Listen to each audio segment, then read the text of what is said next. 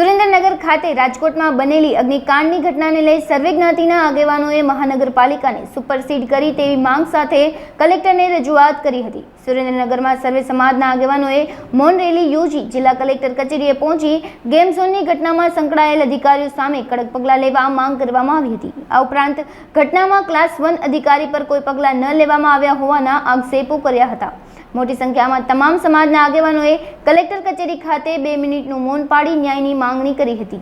બધાને ખ્યાલ છે મીડિયાવાળાને કે રાજકોટમાં જે ગંભીર બનાવ બન્યો છે એના અનુસંધાનમાં શું છે કે હજી સરકારે જે ખરેખર કાર્યવાહી કરવી જોઈએ કરી નથી। એટલે અમારી ખાસ આજ સર્વજ્ઞાતિ સુરેન્દ્રનગર જિલ્લાની જે સર્વજ્ઞાતિ સમિતિ છે એના બધા આગેવાનો આવી અને અમારી એક જ માગણી છે કે ભાઈ આની અંદર એક તટસ્થ તપાસ થવી જોઈએ। બીજું આમાં જે જવાબદાર અધિકારીઓ છે ચાહે આઈએસ આઈપીએસ જે પણ હોય, કારણ કે અત્યાર સુધીમાં જનરલી આપ જોતા હો છો કે સીટની રચના થાય છે તેમાં તો શું છે કે બધાને બચાવવાના જનરલી પ્રયત્ન થતા હોય છે। એટલે અમારી ખાસ એવી માગણી છે કે ભાઈ આની જે કમિટી છે એ ચાલુ સિટિંગ જજના અધ્યક્ષ સ્થાને આની જે તપાસ થવી જોઈએ તો તટસ્થ તપાસ થાય ને મૃતકોને એનો શું છે કે લાભ મળે। એટલે જે પણ આમાં જવાબદાર અધિકારીઓ છેલ્લા 4 વર્ષથી સાહેબ આ બિનકાયદેસર આખું હાલતું હતું ગેમ ઝોન, તેના જે પણ આઈએસ આઈપીએસ કે જે પણ ફાયરના કે બધા મનોરંજન અધિકારી દરેકને આમાં એફઆરઆઈમાં એની અંદર સામેલ કરવા જોઈએ અને એની સામે જે પણ કાયદાકીય કાર્યવાહી થતી હોય છે આટલા કારણ કે આ કોઈ સામાન્ય આંકડો નથી।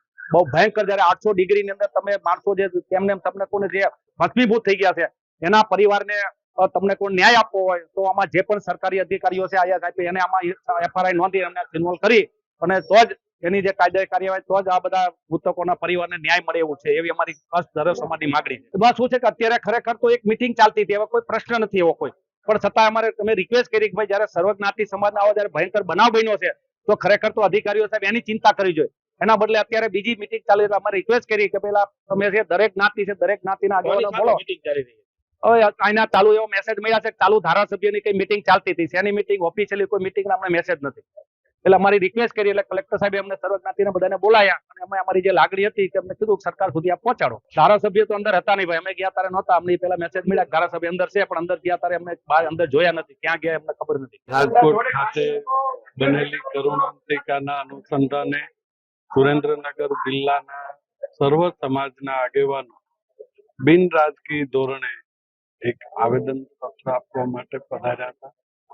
સાથે સાથે મૌન રેલી દ્વારા મૃતકોને શ્રદ્ધાંજલિ આપવાનો પ્રયત્ન કરવામાં આવ્યો અને જે કોઈ કસૂરવાર હોય એને ન્યાય મળે, કસૂરવાર લોકોને સજા મળે એ માટેની રજૂઆત પાછલા કેટલાક સમયથી પદાધિકારીઓ અને અધિકારીઓ એમની જે સાંઠગાંઠ છે એ ધીમે ધીમે જીવલેણ થતી જાય છે।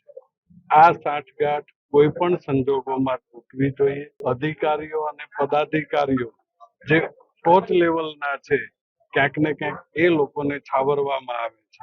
આપણે મોરબી હોનારત વખતે પણ જોયું છે, પુલની દુર્ઘટના વખતે પણ કે નાના કર્મચારીઓ અને નાના પદાધિકારીઓને સુપરસીડ કરવામાં આવ્યા તો એના ઉપરી અધિકારીઓ જે છે એના ઉપર ક્યારેય પગલા લેવામાં આવતા નથી। અત્યારની ઘટનાની અંદર પણ ક્લાસ 2 અને ક્લાસ 3 લેવલના કર્મચારીઓને સસ્પેન્ડ કરવામાં આવ્યા છે, જ્યારે ક્લાસ 1 અને જે રાજકીય પદાધિકારીઓ છે જેમના ઈશારે આ બધું થઈ રહ્યું છે, સન્માનની વજુભાઈ પણ આ અંગે બોલી ચૂક્યા છે, તો એ પદાધિકારીઓને હજુ સુધી સસ્પેન્ડ કરવામાં નથી આવ્યા। મોરબી નગરપાલિકા જો સુપરસીડ થઈ શકતી હોય તો રાજકોટ કોર્પોરેશન પણ સુપરસીડ થવું જોઈએ, જે આજ સુધી કરવામાં આવ્યું નથી। એટલે મેં કહ્યું એમ પદાધિકારી અને અધિકારીઓની જે જોડી છે એ ક્યાંક ને ક્યાંક ધીમે ધીમે જીવલેણ બનતી